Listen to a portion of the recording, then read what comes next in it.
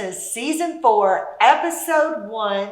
I'm TJ Finn. And I'm Mayor Connie Schrader. We're so excited to have you guys here with us for this new season. So we have some great guests. Connie, tell them about them. Well, we have Stacy Savage with Zero Waste Strategies. And we also have a good friend of mine, Tricia Silva, who's the Executive Director of the Bastrop County Emergency Food Pantry. Can you believe we're already on Season 4? Time flies when you're having fun with your friends. Yes, it does. And I tell you, we have met some amazing people, and we have an incredible lineup for you guys this season. But for now, let's get to that first episode.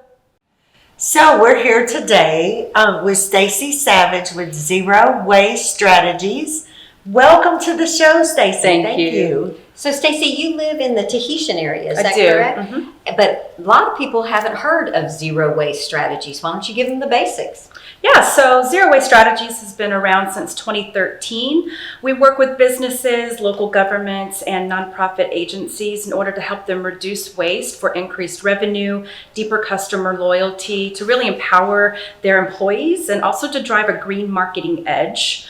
A lot of folks don't know, if you own a business, a lot of people don't know where to start regarding reducing your waste and greening up your operations. So that's where we come in.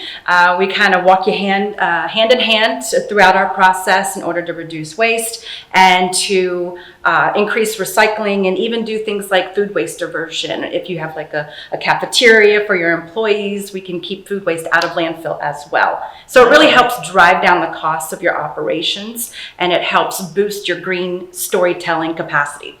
Wonderful. And so, but you also have stuff for residents as well, not just, you don't just work with businesses, correct? Well, we work with municipalities, which in turn affect taxpayer dollars, as well as residential services.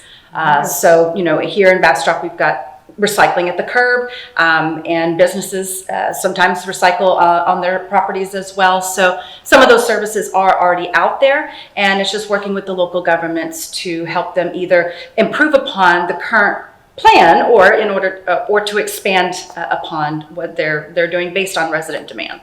Wonderful. And go So ahead. if I was a business owner and I was interested in this, how do I pay you? How do I contact you? What would be my first step? The first step is taking a look at our website, which is zerowaste.org. And that's the number zerowaste.org, not the And that's spelling. not this waste. It's not the waste the line. other It's waste. think trash, landfill, recycling. So the number zero, waste.org. Okay. Yep. And what will they find when they go there? So what we're doing is launching a brand new program for executives and entrepreneurs that would allow you to understand the very basics of what zero waste actually is and how you can implement that, incorporate that into your business so that you can reduce your waste. You can reduce your costs as well. And like I said, you've got that an even broader capacity in order to tell your green story, in order to market to investors, shareholders, a whole new consumer base. You name it, people are really digging the green angle now. Absolutely. Absolutely. I know I work for Hilton, and Hilton's all about the Hilton effect. Yeah. What effect are we making on the environment? You know, and people are much more aware of that and willing to do things in order to lessen the impact that they make on the environment. And I think COVID has really forced us to take a look at our own waste habits. Absolutely. We're not going to the office really much anymore. And when you're at the office, you put it in a trash can who somebody else takes it out, dumps it. It's kind of out of sight, out of mind. Right. But now that we're home and we're staying home, we're having to look at everything that we're producing every day. And then we're also thinking to ourselves, am I really producing that much waste? That is far too much. How can I reduce? And people internally in their homes are addressing their own waste streams. And I love to say that if we can really sharpen those skills at home, when we really do get back to the office, we can keep those skills sharp in the office too. And we can help businesses reduce their waste. So give us some ideas of things that you do in your own home. In my own home, well, we have recycling. Even though I'm not in the city, I'm in the county, we do pay for our trash and recycling services through a private company. And then I also have a composter on the side of my house. It's one that you can churn a crank and you can rotate it. So we put everything in there from apple peels, banana peels, eggshells, coffee grounds, avocado seeds, whatever you can think of. Right. Anything that's not really meat, bone, or dairy can go into a side yard composter. Wonderful. Now, if you had an industrial facility that could process large amounts, then they could take things like meat, bone, and dairy, because their windrows get hot enough in order to break that stuff down. But in a side yard composter, it's just not going to get hot enough. So you want things that are just organic, as in paper towels and those other items that I had mentioned. Wonderful, wonderful. So you mentioned that you work with some cities, it won't come in. Municipalities. Ugh. Commercial businesses as well. Mhm. Yeah. So what cities are you already implementing these strategies? Yeah, back in 2015, we worked with the city of Fort Collins in Colorado and helped them with a universal recycling ordinance. And that includes business recycling. We also worked with the city of Austin to help pass another universal recycling ordinance that helps businesses get their recycling programs into place and also come into compliance with those ordinances to address recyclables, keeping those out of landfill. And then also food permitted businesses not only have to recycle, they also have to divert their food waste from landfill as well. Nice. And so you can do that through a variety of means, but composting is one of those things that people will most readily identify with when it comes to reducing food waste and keeping that out of landfill. So if you can imagine keeping 80-90% of your materials out of the landfill trash, how much your landfill trash bill is going to come down. Oh, absolutely. Because you've got the diversion aspect of it. So Absolutely. It's a great money saving tool for businesses. And so were you personally in Fort Collins working on this, or No. your company? Well, you missed out then, girlfriend, because it is a gorgeous beautiful place. I'm place to sure it be. is. I've been to Colorado and I've been to Denver and Golden and Boulder and places like that. So I actually did a lot of door-to-door knocking Nice. in those areas way back when when I was a community organizer. So how long have you lived in Bastrop? 3 years. Actually, 3 years. in about 2 days will be our 3-year anniversary of actually moving in to Bastrop into Tahitian. So where is ZWS, right? Where is the headquarters? At the home, at my house. Yep. Oh, okay. Yeah, we just kind of operate. And how many employees do you guys have? It's me and my husband. Oh, wow. And then we bring on a lot of subcontractors for particular clients. So we've worked with AT&T, Dell, Nestle Purina, Kohler, which is the bathroom fixture company. Mm-hmm. We're currently in a contract right now with Belden, which is a technology integration company. And, like I said, we've worked with City of Austin, and we're currently working with City of Houston right now to pilot a curbside composting program for residents. Wow, that's amazing. You never know what people are doing out of their homes. Look, she's running this huge company just of the comfort of their home. We have certainly made a change during COVID, haven't we? Yeah. Where more people are working out of their homes. Absolutely. And, it's been a work from home situation for us since 2013 when we founded the company. But a lot of times these larger companies would fly our team out. We would do the on-site assessment. We would train their staff in person. We would interview key personnel. And then we draft a 30-page plan for the whole facility. We can't really do that right now because of COVID. So that's why we have the online training program in order to not only expand our message, but to enroll more businesses. Instead of doing site by site by site, we can get a lot of people in and really make a strong impact within the business world and help people immediately start to reduce their waste. That's incredible. So tell our audience one more time how they can find your website so they can find out more information about this program. Yeah, so it's zerowaste.org. That's the number 0, WASTE.org. Or you can reach us at 512-693-7677. We're on Facebook, Instagram, LinkedIn, all the socials, of course. And then, if there's anything else that we can promote anywhere else, any other websites or social media pages, we'd love to do that too, and connect with folks that want to reach out to us. Great. Well, thank you so much. Thank you. We appreciate you coming and talking to us today.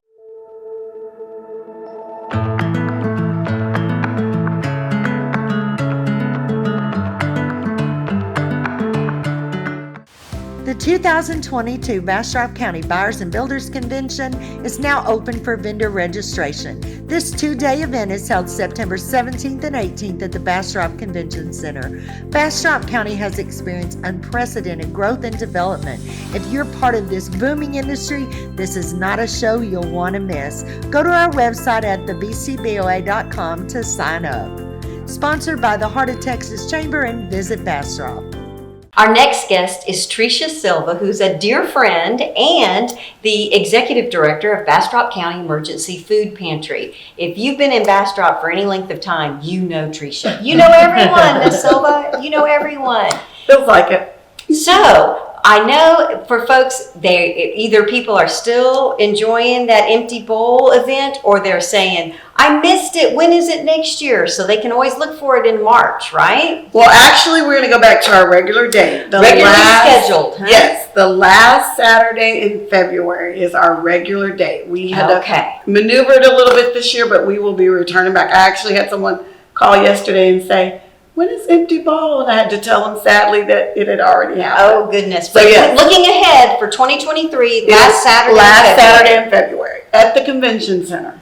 You touch the lives of so many people in our community, and one of the things that I appreciate the most is that you have no concern of where the city limit lines are, where the county, when people have needs, you make a point of filling that need. Right, that's our mission. We're here to serve anybody in Bastrop County that is experiencing some type of food insecurity.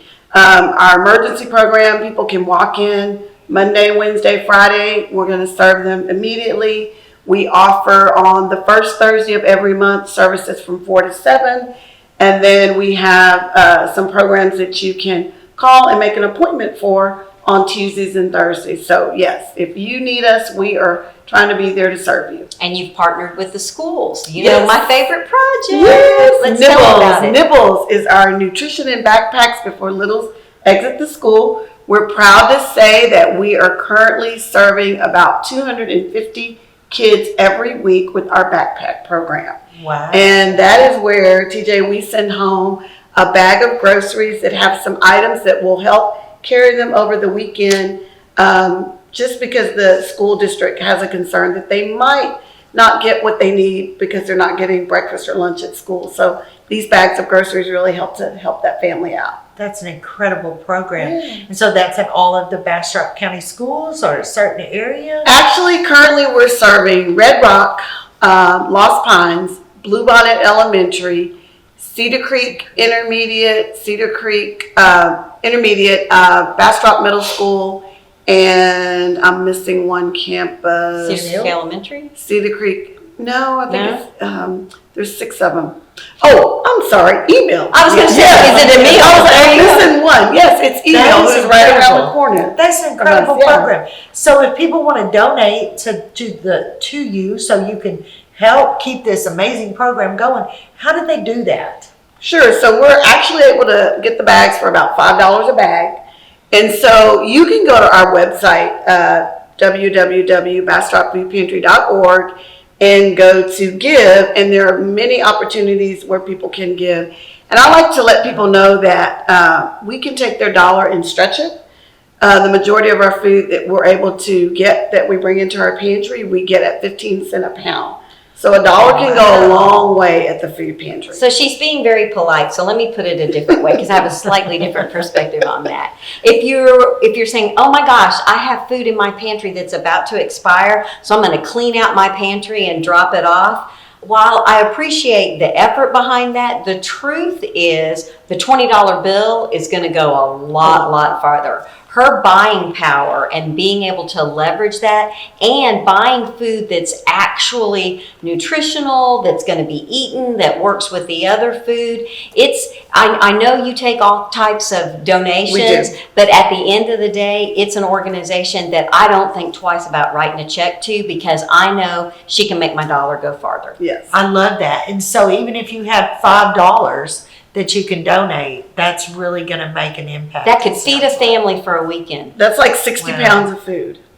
Wow. Well, not at my store. That is exactly the point. That's exactly the point. And you guys take care of other things besides food needs, and also besides the littles, you also have a senior program. We do. So we do a senior distribution where we work with seniors in the county who have lived their lives and they've worked and they've retired, but we know the cost of gas and the cost of living goes up, and so their income doesn't always catch up.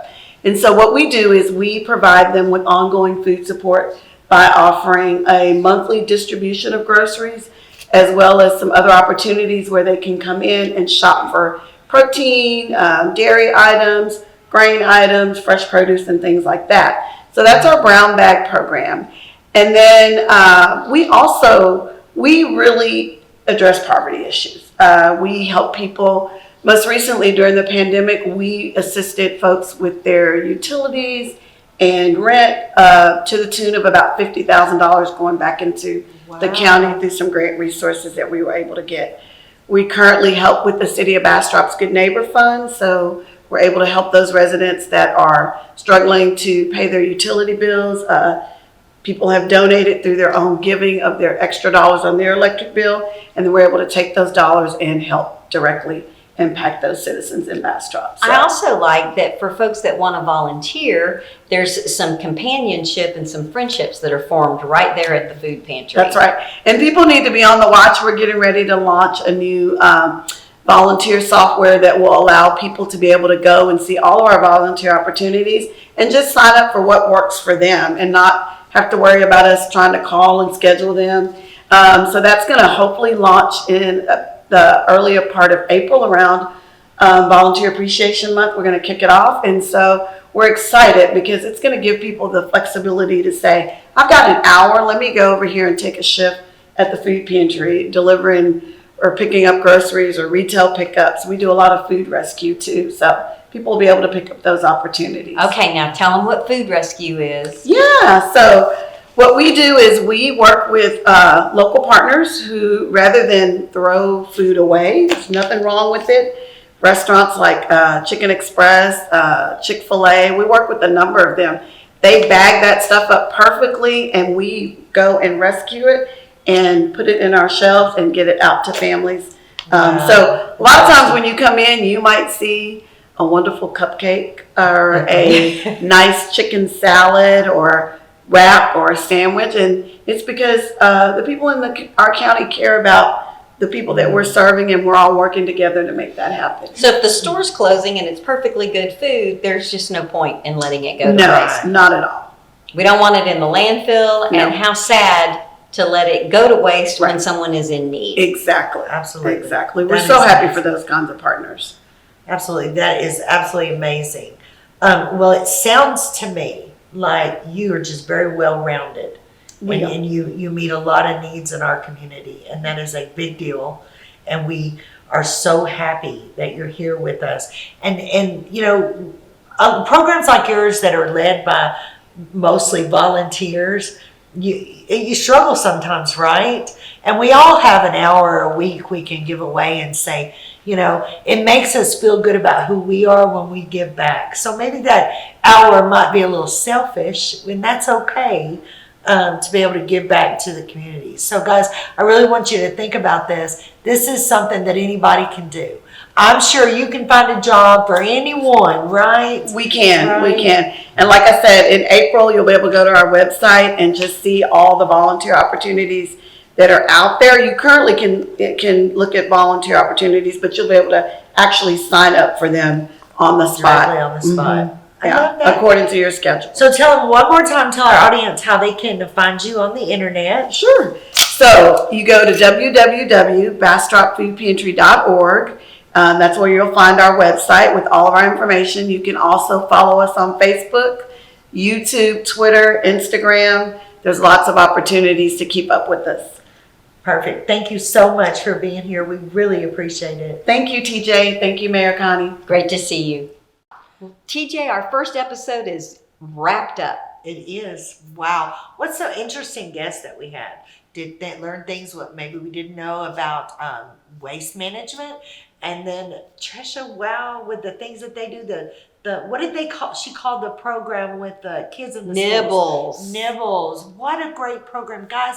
Please, if you're looking for somewhere to donate in Bastrop County, that's the place to do it, right? And you can donate your talent, or you can donate your time, or you can donate your hard-earned cash. Absolutely, guys. So we'll see you in the next episode. Don't forget to follow us on YouTube. We have a new YouTube channel. And of course, you can always go to theheartofbastrop.com to watch past episodes and be sure not to miss a future episode.